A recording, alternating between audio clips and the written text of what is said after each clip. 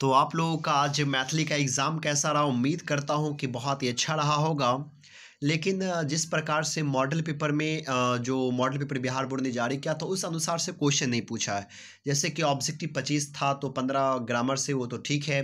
10 number जो book का था, तो पिछले साल पूरे 10 नंबर लेखक का नाम पूछा था, ऑथर नेम पूछा था।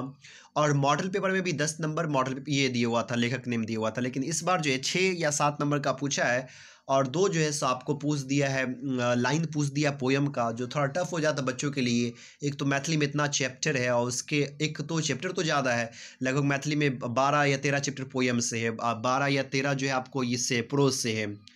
तो इतना चैप्टर, और उसके बाद भी पोयम, बहुत लंबा लंबा पोयम सब है, तो ये थोड़ा टफ है। लेकिन फिर भी चलिए आंसर की हम लोग देखते हैं, कौन से आंसर का, कौन से क्वेश्चन का कौन सा आंसर होगा। तो पहले क्वेश्चन की तरफ बढ़ते हैं, और पहला क्वेश्चन जो कह रहा है, एकटा टूटत बाँह, ये जो लिखा गया हुआ किसके द्वारा लिखा गया हुआ? तो ये राम नरेश के द्वारा लिखा गया हुआ। तो सही आंसर इसका क्या हो जाएगा?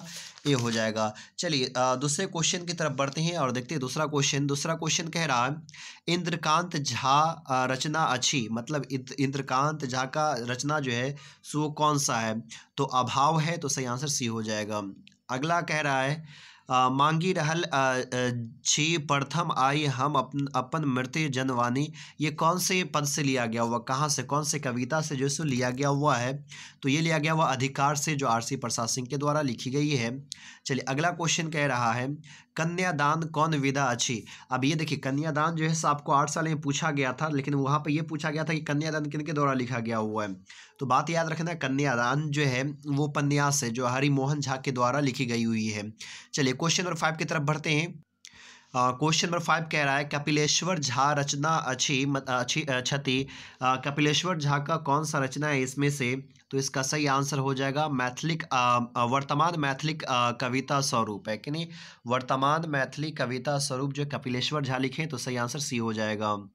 अगला है, रावण अंगद संवादक रचनाकार क्षति, तो इसका जो सही आंसर हो जाएगा वो होगा गोविंद दास, है कि नहीं, गोविंद दास इसका सही आंसर होगा। चलिए अगले क्वेश्चन की तरफ बढ़ते हैं।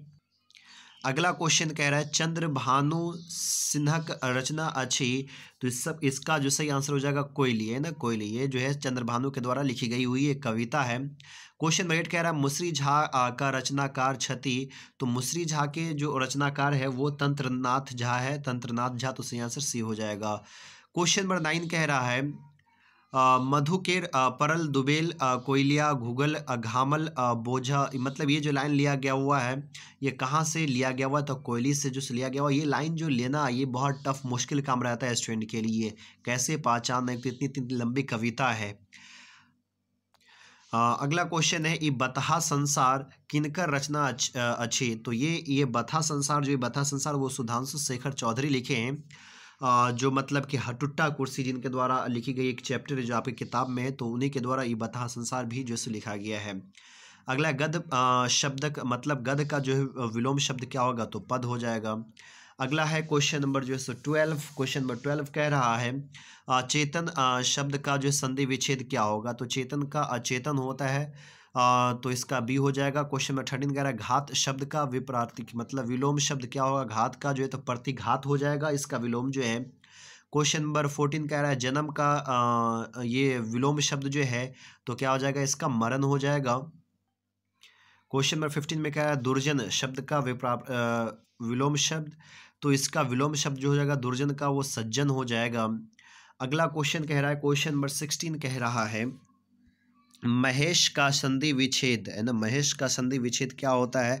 तो महा प्लस इश होता है ना, महा प्लस इश हो जाएगा। अगला क्वेश्चन है क्वेश्चन नंबर 17, प्रत्येक का संधि विच्छेद, तो प्रत्येक का संधि विच्छेद जो है वो प्रति प्लस एक हो जाएगा। क्वेश्चन नंबर 17 कह रहा है, जलाशय का संधि विच्छेद, तो जलाशय का संधि विच्छेद जो होता है जल प्लस आशय हो जाएगा। अगला क्वेश्चन नंबर 19 है, उल्लास का संधि विच्छेद, तो उल्लास का संधि विच्छेद उत प्लस लास हो जाएगा। अगला क्वेश्चन है क्वेश्चन नंबर 20, संहार का संधि विच्छेद, संहार का संधि विच्छेद क्या होता है? तो इसका सम प्लस हार होता है ना, सम प्लस हार। क्वेश्चन नंबर 21 कह रहा है, जो किछो नहीं जानत अच्छी, मतलब जो कुछ भी नहीं जानता उसको क्या कहते हैं? अज्ञानी कहते हैं। जकर जन्म पशु भेल है कि नहीं, तो इसको हम लोग क्या कहते हैं? अनूज कहते हैं ना, अनूज कहते हैं।